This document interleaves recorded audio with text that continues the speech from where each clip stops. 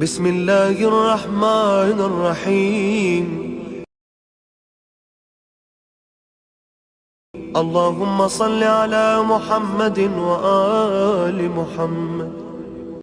اللهم إني أسألك برحمتك التي وسعت كل شيء، وبقوتك التي قهرت بها كل شيء، وخضع لها كل شيء، وذل لها كل شيء، وبجبروتك التي غلبت بها كل شيء، وبعزتك التي لا يقوم لها شيء، وبعظمتك التي ملأت كل شيء، وبسلطانك الذي على كل شيء، وبوجهك الباقي بعد فناء كل شيء، وبأسمائك التي ملأت أركان كل شيء، وبعلمك الذي أحاط بكل شيء، وبنور وجهك الذي أضاء له كل شيء.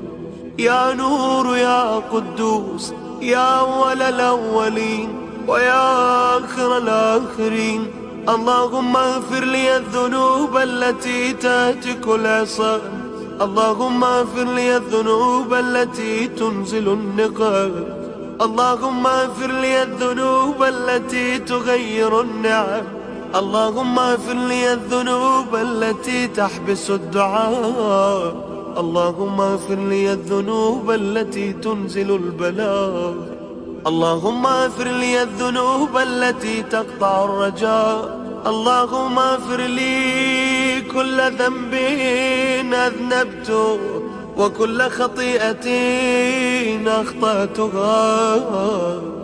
اللهم إني أتقرب إليك بذكرك، وأستشفع بك إلى نفسك، وأسألك بجودك أن تدنيني من قربك، وأن توزعني شكرك، وأن تلهمني ذكرك. اللهم إني أسألك سؤال خاضع متذلل خاشع، أن تسامحني وترحمني، وتجعلني بقسمك راضيا قانعا، وفي جميع الأحوال متواضعا. اللهم وأسألك سؤال من اشتدت فاقته، وأنزل بك عند الشدائد حاجته، وعظم فيما عندك رغبته.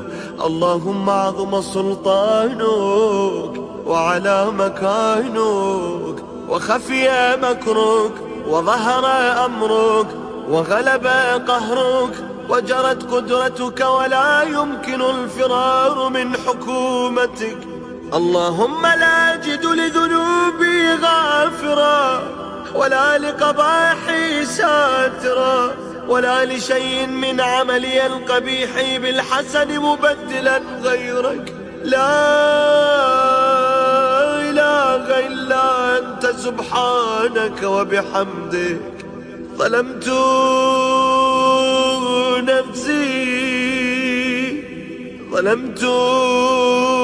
نفسي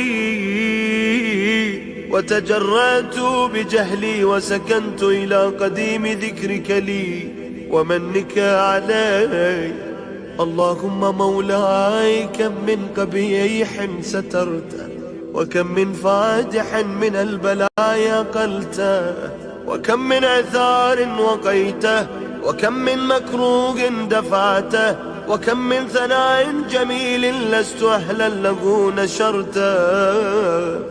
اللهم عظم بلائي، وأفرط بي سوء حالي، وقصرت بي أعمالي، وقعدت بي أغلالي، وحبسني عن نفع بود آمالي، وخدعتني الدنيا بغرورها، ونفسي بخيانتها، ومطالي يا سيدي. فأسألك بعزتك لا يحجب عنك دعائي سوء عملي وفعالي، ولا تفضحني بخفي ما اطلعت عليه من سري، ولا تعاجلني بالعقوبة على ما عملته في خلواتي من سوء فعلي وإساءتي، ودوام تفريطي وجهالتي وكثرة شهواتي وغفلتي. وكن اللهم بعزتك لي في كل الأحوال رؤوفا، وعلي في جميع الأمور عطوفا. إلهي وربي من لي غيرك، أسأله كشف ضري والنظر في أمري. إلهي ومولاي أجريت علي حكما اتبعت فيه هوى نفسي، ولم أحترس فيه من تزيين عدوي، فغرني بما أهوى وأسعده على ذلك القضاء. فتجاوزت بما جرى علي من ذلك بعض حدودك، وخالفت بعض أوامرك، فلك الحجة علي في جميع ذلك، ولا حجة لي فيما جرى علي في قضاءك، وألزمني حكمك وبلاغك. وقد أتيتك يا إلهي بعد تقصيري وإسرافي على نفسي، معتذرا نادما منكسرا، مستقيلا مسافرا منيبا، مقرا مذعنا معترفا. لا أجد مفرا مما كان مني، ولا مفزعا أتوجه إليه في أمري، غير قبولك عذري وإدخالك إياي في سعة من رحمتك. إلهي فاقبل عذري وارحم شدة ضري، وفكني من شد وثاقي. يا رب ارحم ضعف بدني ورقة جلدي ودقة عظمي، يا من بدا خلقي وذكري وتربيتي وبري وتغذيتي. هبني لابتداء كرمك وسالف برك بي، يا إلهي وسيدي وربي. أتراك معذبي بنارك بعد توحيدك، وبعد ما انطوى عليه قلبي من معرفتك، ولهج به لساني من ذكرك، واعتقده ضميري من حبك، وبعد صدق اعترافي ودعائي خاضعا لربوبيتك. هيهات أنت أكرم من أن تضيع من ربيته، أو تبعد من أدنيته، أو تشرد من آويته، أو تسلم إلى البلاء من كفيته ورحمته.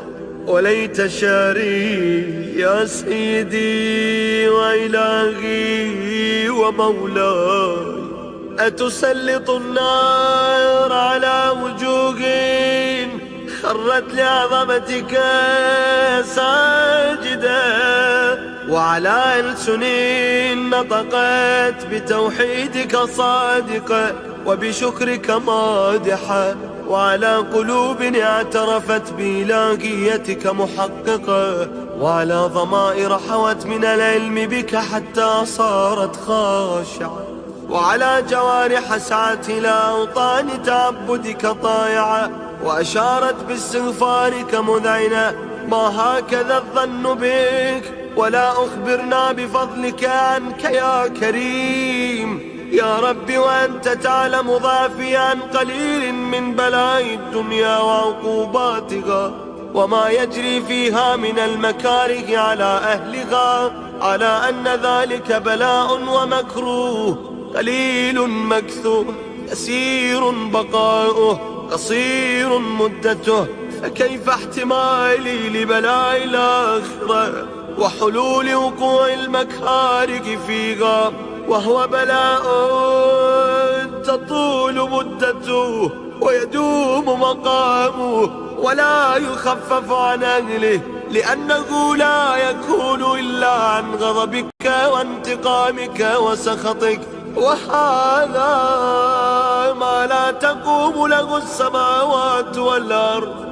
يا سيدي فكيف بي وأنا عبدك الضعيف الذليل الحقير المسكين المستكين. يا إلهي وربي وسيدي ومولاي، لأي الأمور إليك أشكو، ولما منها ضج وأبكي، لأليم العذاب وشدته أم لطول البلاء ومدته؟ فلئن صيرتني في العقوبات مع أعدائك، وجمعت بيني وبين أهل بلائك، وفرقت بيني وبين أحبائك وأوليائك، فهبني يا إلهي وسيدي ومولاي وربي. صبرت على عذابك، فكيف أصبر على فراقك؟ وهبني يا إلهي، صبرت على حر نارك، فكيف أصبر عن النظر إلى كرامتك؟ أم كيف أسكن النار ورجائي يفوق؟ فبعزتك يا مولاي أقسم صادقا، لئن تركتني ناطقا لأضجن إليك بين أهلها ضجيج العاملين، ولا أصرخن إليك صراخ المستصرخين، ولا أبكين عليك بكاء الفاقدين، ولو نادينك أين كنت يا ولي المؤمنين، يا غاية آمال العارفين، يا غياث المستغيثين، يا حبيب قلوب الصادقين، ويا إله العالمين. أفتراك سبحانك يا إلهي وبحمدك تسمع فيها صوت عبد مسلم سجن فيها بمخالفتك، وذاق طعم عذابها بمعصيته، وحبس بين أطباقها بجرمه وجريرته، وهو يضج إليك ضجيج مؤمل لرحمتك، ويناديك بلسان أهل توحيدك، ويتوسل إليك بربوبيتك. يا مولاي، فكيف يبقى في العذاب وهو يرجو ما سلف من حلمك ورأفتك ورحمتك؟ أم كيف تؤلمه النار وهو يأمل فضلك ورحمتك؟ أم كيف يحرقه لهيبها وأنت تسمع صوته وترى مكانه؟ أم كيف يشتمل عليه زفيرها وأنت تعلم ضعفه؟ أم كيف يتغلغل بين أطباقها وأنت تعلم صدقه؟ أم كيف تسجره زبانيتها وهو يناديك يا رب؟ أم كيف يرجو فضلك في عتقه منها فتتركه فيها؟ هيهات، ما ذلك الظن بك ولا المعروف من فضلك، ولا مشبه لما عملت به الموحدين من برك وإحسانك. فباليقين أقطع لولا ما حكمت به من تعذيب جاحديك، وقضيت به من إخلاد معانديك، لجعلت النار كلها بردا وسلاما، وما كانت لأحد فيها مقرا ولا مقاما. لكنك تقدست أسماؤك، أقسمت أن تملأها من الكافرين من الجنة والناس أجمعين، وأن تخلد فيها المعاندين، وأن تجل ثناؤك قلت مبتدئا وتطولت بالإنعام متكرما. أفمن كان مؤمنا كمن كان فاسقا لا يستوون. إلهي وسيدي، فأسألك بالقدرة التي قدرتها وبالقضية التي حكمتها وغلبت من عليه أجريتها، أن تهب لي في هذه الليلة وفي هذه الساعة كل جرم أجرمته وكل ذنب أذنبته، وكل قبيح أسررته، وكل جهل عملته، كتمته أو أعلنته، أخفيته أو أظهرته، وكل سيئة أمرت بإثباتك الكرام الكاتبين الذين وكلتهم بحفظ ما يكون مني، وجعلتهم شهودا علي مع جوارحي، وكنت أنت الرقيب علي من ورائهم والشاهد لما خفي عنهم، وبرحمتك أخفيت وبفضلك سترت، وأن توفر حظي من كل خير أنزلته، أو إحسان فضلته، أو بر نشرته، أو رزق بسطته، أو ذنب تغفره، أو خطأ تستره. يا ربي يا ربي يا رب، يا إلهي وسيدي ومولاي ومالك رقي، يا من بيده ناصيتي، يا عليما بضري ومسكنتي، يا خبيرا بفقري وفاقتي. يا ربي يا ربي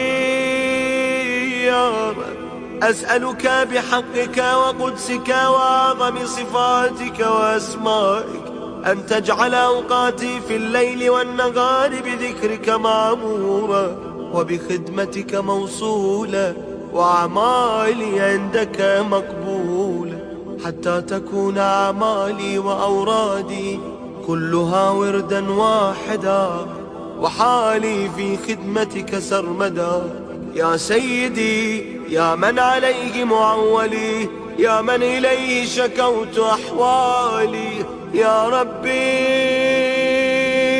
يا ربي يا رب، قو على خدمتك جوارحي، واسدد على العزيمة جوانحي، وهب لي الجد في خشيتك والدوام في الاتصال بخدمتك، حتى أسرح إليك في ميادين السابقين، وأسرع إليك في المبادرين، وأشتاق إلى قربك في المشتاقين، وأدنو منك دنو المخلصين، وأخافك مخافة الموقنين، وأجتمع في جوارك مع المؤمنين. اللهم ومن أرادني بسوء فأرد، ومن كادني فكد، واجعلني من أحسن عبيدك نصيبا عندك، وأقربهم منزلة منك، وأخصهم زلفة لديك،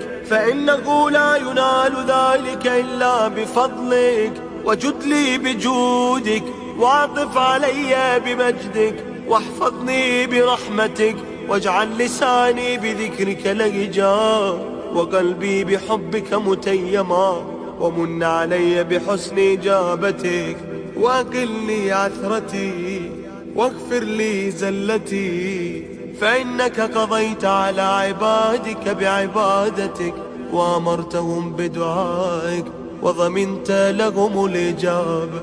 فإليك يا ربي نصبت وجهي، وإليك يا ربي مددت يدي، فبعزتك استجب لي دعائي، وبلغني مناي، ولا تقطع من فضلك رجائي، واكفني شر الجن والإنس من أعدائي. يا سريع الرضا اغفر لمن لا يملك إلا الدعاء، فإنك فعال لما تشاء.